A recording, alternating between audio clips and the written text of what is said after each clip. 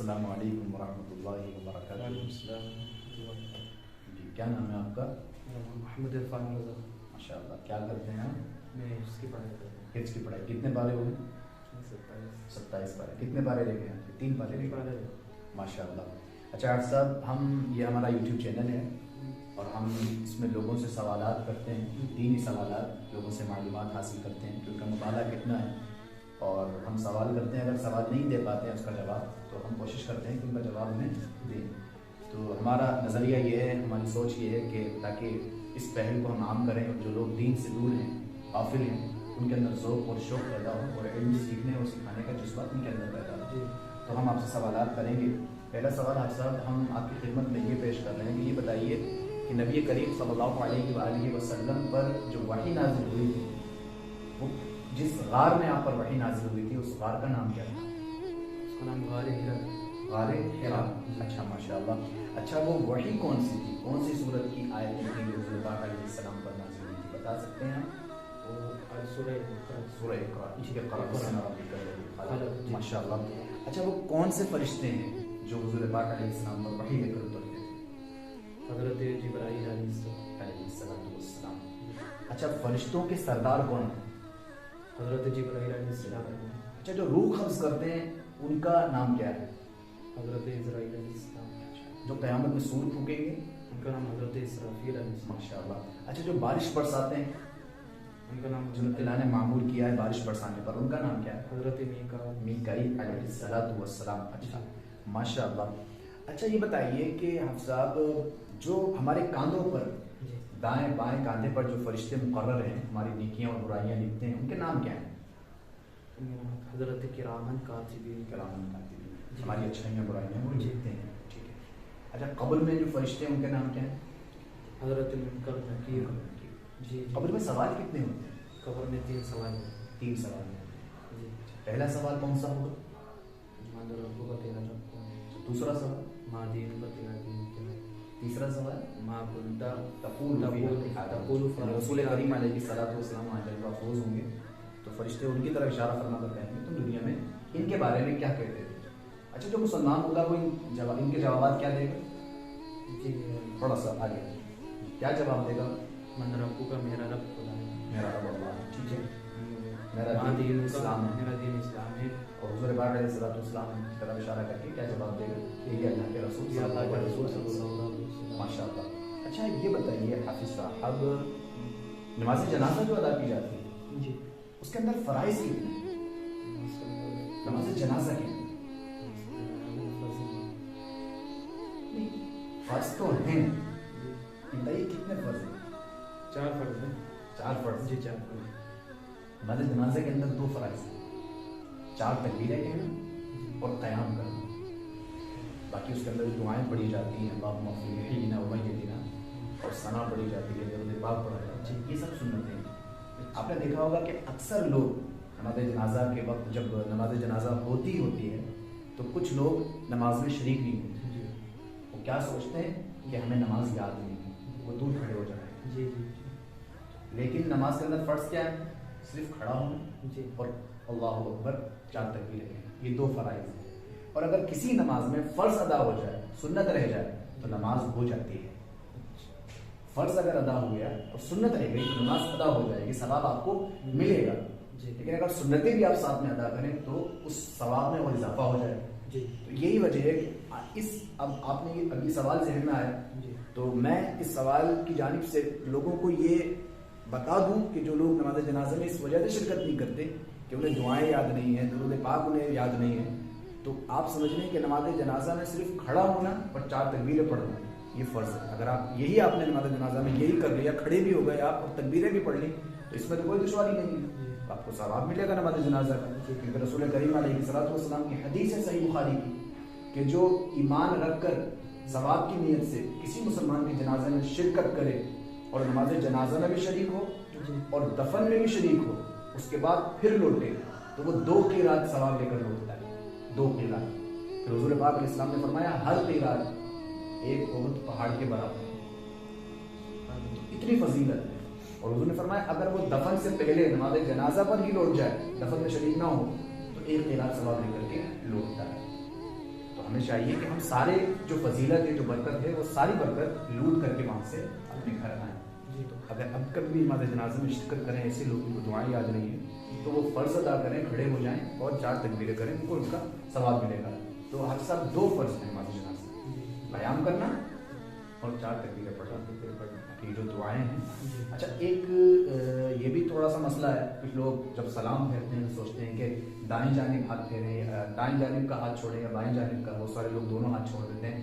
تو فقہاء کرام نے لکھا ہے کہ دونوں ہاتھ چھوڑ دیے جائیں, پہلا سلام جب ہو تو دونوں ہاتھ چھوڑ دینا چاہیے. ٹھیک ہے. اچھا یہ بتائیے کہ نماز کے اندر فرائض کتنے ہیں؟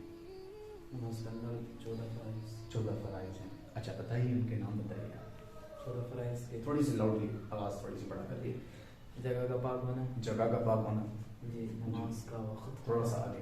نماز کا وقت ہونا. جگہ کا پاک ہونا, کپڑوں کا پاک ہونا, بدن کا پاک ہونا, نماز کا وقت ہونا, قبلہ رخ ہونا, نیت کرنا, اور قرات. نماز کا وقت, نماز کا وقت. ٹھیک ہے. 6 فرائض ہو گئے. جی. 7 فرائض اندر ہیں نماز. وہ بتائیے کون کون سے؟ تکبیر کہنا, تکبیر تحریمہ, تکبیر تحریمہ, قیام کرنا, قیام کرنا, رکوع کرنا, قرات کرنا, قرات کرنا, سجدہ, رکوع, سجود, قاعدہ, قرات. قاعدہ قرات. ٹھیک ہے. اچھا یہ بتائیے جیسا کہ نماز, خروج بسم سلام کہنا دونوں جانب, قیام کرنا فرض ہے. کچھ لوگ ذرا سی تھکاوٹ پر نماز میں مسجد میں آتے ہیں, دیکھتے ہیں جماعت ہوئی, وہ بیٹھ جاتے ہیں, بالکل کوئی عذر نہیں, کوئی شرعی عذر لاحق نہیں, تو ان کی نماز ہوئی کہ نہیں ہوئی؟ نماز نہیں ہوئی. تھوڑا سا آگے. نماز نہیں ہوئی. جی. کیونکہ قیام کرنا فرض ہے. اب انہوں نے ایک فرض چھوڑ دیا. اور میں نے یہ بات کہی, فقہاء کرام نے بھی فرمایا ہے کہ فرض اگر کوئی چھوٹتا ہے نماز نہیں ہوئی. واجب اگر چھوٹتا ہے, کوئی واجب اگر چھوٹ جائے, ٹھیک ہے, تو آپ سجدہ صرف کر سکتے ہیں, آپ کی نماز مکمل ہو جائے گی. لیکن اگر کوئی فرض چھوٹ جائے, آپ سوچیں گے سجدہ صرف کر لوں میری نماز مکمل ہو جائے گی, تو ایسا نہیں ہوگا. آپ کو نماز دہرانی پڑے گی. نماز دہرانی ہی پڑے گی. فرض کا اتنا بڑا مرتبہ ہے, اگر فرض چھوٹ جائے تو پھر آپ نماز دہرائیں گے. اب کچھ لوگ بیٹھ کے نماز پڑھتے ہیں بے وجہ. چلیے کوئی عذر ہے, کوئی کھڑے ہونے پر معذور ہے تو ٹھیک ہے, سمجھ میں آتا ہے. لیکن ذرا سی تھکاوٹ پر یا ذرا سی پیروں میں تکلیف پر, اور فقہاء کرام فرماتے ہیں اگر کوئی عذر ہے بھی, اور اگر اتنی طاقت ہے کہ 3 مرتبہ سبحان اللہ کے وقت وہ کھڑا ہو سکتا ہے, تو اتنی دیر تو کم از کم وہ کھڑا رہے رکھ کے خشوع. اب یہی مسئلہ سجدے میں رہے گا, کیونکہ سجدہ کرنا فرض ہے. اگر کوئی عذر ہے کہ آپ کو سجدہ کرنے سے, پیشانی زمین پہ رکھنے سے کچھ زیادہ ہی پریشانی ہوتی ہے, کچھ زیادہ ہی آپ سر کے درد کے مرض ہے یا کچھ ایسی پریشانی ہے, تب تو اجازت ہے کہ آپ اشارے سے کر سکتے ہیں. ورنہ ذرا سی پریشانی پر کچھ لوگ کرسیوں پہ بیٹھ پر, کچھ ہم نے دیکھا ہے کرسی پر بیٹھ جاتے ہیں اور اشارے سے نماز پڑھتے ہیں. جبکہ زیادہ کچھ, جبکہ بازار میں گھنٹوں گھنٹوں کھڑے رہتے ہیں, ٹہلتے رہتے ہیں, جب مسجد کی نماز کی باری آتی ہے تو کرسی پر بیٹھ جاتے ہیں, آرام سے اشارے سے پڑھتے رہتے ہیں. جی. تو ایسا نہیں ہونا چاہیے. اگر اللہ نے طاقت دی ہے تو قیام بھی کرنا چاہیے اور سجدہ بھی کرنا چاہیے بہرحال. اچھا آپ صاحب یہ بتائیے کہ تھوڑا سا انبیاء کرام کے حوالے سے پوچھوں, یہ بتائیں کہ وہ کون سے نبی ہیں جنہوں نے اپنی قوم کو 950 سال تک سمجھایا؟ بعض آجاؤ شریف سے نوح علیہ السلام.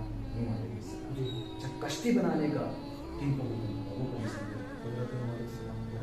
اچھا کشتی بنانا کس نے سکھائی تھی حضرت نوح علیہ السلام؟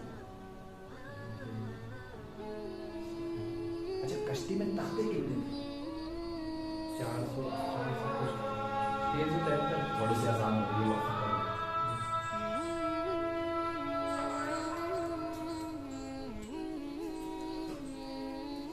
جی ناظرین آسان ہو رہی تھی, ہم نے تھوڑا وقفہ لیا. چلیے سوالوں کا سلسلہ جاری کرتے ہیں. جی آپ صاحب, میں آپ سے عرض کر رہا تھا حضرت نوح علیہ السلام کی کشتی میں کتنے تختے تھے؟ 1,14,000. جی. اچھا ان تختوں پر نام کس کے درج تھے؟ سب نبی بنانا سارے انبیاء کے نام. جی. اچھا میں نے یہ بھی سوال کیا آپ سے کہ نوح علیہ السلام کو کشتی بنانا کس نے سکھائی؟ حضرت جبرائیل علیہ السلام. جبرائیل علیہ السلام. جبرائیل علیہ السلام. جی. اچھا یہ بتا سکتے ہیں آپ کہ حضرت نوح علیہ السلام جب کشتی میں سوار ہوئے تھے جی تو کون سی تاریخ تھی؟ محرم الحرام کی 10 تاریخ. محرم الحرام کی 10 تاریخ کو آپ اترے تھے کشتی سے.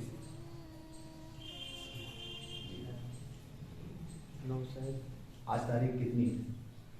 آج 10 رجب ہے. 10 رجب آج کی ہی تاریخ تھی. سبحان اللہ, یہ بھی دیکھیں آپ کتنا پیارا موقع ہمیں نصیب ہوا کہ ان کا ذکر کر رہے ہیں. اور آج کی تاریخ میں, آج کی ہی تاریخ میں آپ کشتی میں سوار ہوئے تھے اور 10 محرم میں جا کر کے آپ اترے. 6 مہینے یہ بنتے ہیں. جی. تو اچھا یہ بتائیے آپ صاحب وہ کون سے نبی ہیں جو مچھلی کے پیٹ میں رہے؟ حضرت یونس علیہ السلام. تھوڑا زور سے بولیے. حضرت یونس علیہ السلام. یونس علیہ السلام. اچھا کتنے دن رہے تھے آپ مچھلی کے پیٹ میں؟ 40 دن. 40 دن. وہ کون سی دعا پڑھی تھی آپ نے مچھلی کے اندر جس دعا کے پڑھنے سے باہر آئے؟ لا الہ الا انت سبحانک انی کنت من الظالمین. ماشاء اللہ سبحان اللہ. اچھا یہ بتائیں وہ کون سے نبی ہیں جن کے بھائیوں نے ان کو بہت چھوٹی سی عمر میں جنگل میں چھوڑ دیا تھا اور ایک کنویں میں ڈال دیا تھا؟ حضرت یوسف علیہ السلام. حضرت یوسف علیہ السلام. اچھا حضرت یوسف علیہ السلام کنویں میں کتنے دن رہے؟ 7 دن. 3 دن رہے. 3 دن. اچھا آپ کے والد گرامی کا نام حضرت یوسف علیہ السلام ہے؟ حضرت یعقوب علیہ السلام. یعقوب علیہ السلام. اچھا کتنے سال حضرت یعقوب علیہ السلام روتے رہے حضرت یوسف علیہ السلام کی جدائی میں؟ 80 برس. 80 برس. اچھا حضرت یوسف علیہ السلام نے اپنے بھائیوں کو کیا چیز دی تھی کہ میرے والد گرامی کیا ہوتے ہیں؟ شاید اپنا جبہ مبارک کیا. اپنی قمیص مبارک جس سے ان کی بینائی ہو جائی تھی. ماشاء اللہ. اچھا یہ بتائیے کہ جب حضرت یوسف علیہ السلام کو قید میں ڈالا گیا جیل میں کتنے سال رہے تھے آپ جیل میں؟ شاید 12 سال. آپ کی عمر کتنی تھی اس وقت؟ 12 برس. 12 برس. 12 سال. اچھا ماشاء اللہ. اچھا یہ بتائیے حضرت آدم علیہ السلام اور حضرت نوح علیہ السلام کے بیچ میں فاصلہ کتنا ہے؟ 1100 سال کا فاصلہ ہے. 1100 سال کا فاصلہ ہے. اچھا یہ بتائیں کہ وہ کون سے نبی ہیں جن کو اللہ نے جن کے لیے سمندر میں راستہ ہموار کرنا؟ وہ حضرت موسیٰ علیہ السلام. حضرت موسیٰ علیہ السلام. جی. اچھا فرعون کے گھر میں جن کی پرورش ہوئی وہ کون ہے؟ حضرت موسیٰ علیہ السلام. حضرت موسیٰ علیہ السلام. جی. اچھا حضرت موسیٰ علیہ السلام کے بھائی ہیں حضرت ہارون علیہ السلام. وہ یہ لگتے ہیں بڑا کون ہے ان دونوں میں؟ حضرت موسیٰ علیہ السلام. حضرت ہارون علیہ السلام 6 سال بڑے ہیں. حضرت اسماعیل علیہ السلام بڑے ہیں یا حضرت اسحاق علیہ السلام بڑے ہیں؟ حضرت اسماعیل علیہ السلام بڑے ہیں. ماشاء اللہ.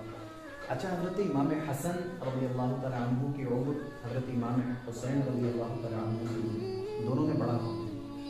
حضرت حسن رضی اللہ عنہ. حضرت امام حسین رضی اللہ تعالیٰ عنہ. اچھا ماشاء اللہ. اچھا صاحب یہ بتائیے حرمت والے مہینوں کی تعداد کتنی ہے؟ 4 بتا سکتے ہیں؟ یہی مہینہ جو چل رہا ہے. رجب, جی. شعبان, رجب, رمضان, ذی القعدہ, ذی الحج اور محرم. ابھی 3 تو ایک ساتھ ہیں ترتیب سے, رجب میں تھوڑا سا فاصلہ ہے. اچھا آپ صاحب قرآن مجید میں سجدے کتنے ہیں؟ 14 سجدے. 14 سجدے ہیں. ماشاء اللہ. اچھا یہ بتائیے جو خانہ کعبہ کا طواف کرتے ہیں جی تو کتنے طواف کرنے پر کتنے چکر لگانا پڑتا ہے ایک طواف پورا ہوتا ہے؟ 7 بار چکر لگانا پڑتا ہے. ایک طواف ہو جاتا ہے. جی. اچھا ماشاء اللہ. سبحان اللہ. اللہ تعالیٰ آپ کے علم میں آپ کے عمل میں بے شمار برکت عطا فرمائے. آپ کو عالم قرآن حافظ قرآن بنائے, دین کی خدمت کرنے کی توفیق عطا فرمائے. تو ناظرین یہ ہیں ہمارے حافظ عرفان رضا صاحب جن سے ہم نے سوالات کیے اور انہوں نے ماشاءاللہ بڑے اچھے ان کے جوابات دیے. اللہ تعالیٰ ان پر خوب رحم و کرم فرمائے اور ہم سب کو بھی علم دین سیکھنے اور سکھانے کا ذوق اور شوق پیدا فرمائے اور رسول کریم صلی اللہ علیہ وسلم کے فرامین پر عمل پیرا ہو کر زندگی بسر کرنے کی توفیق عطا فرمائے. کیونکہ میرے آقا سرور کونین صلی اللہ علیہ وآلہ وسلم نے ارشاد فرمایا طلب العلم فریضۃ علی کل مسلم و مسلمہ.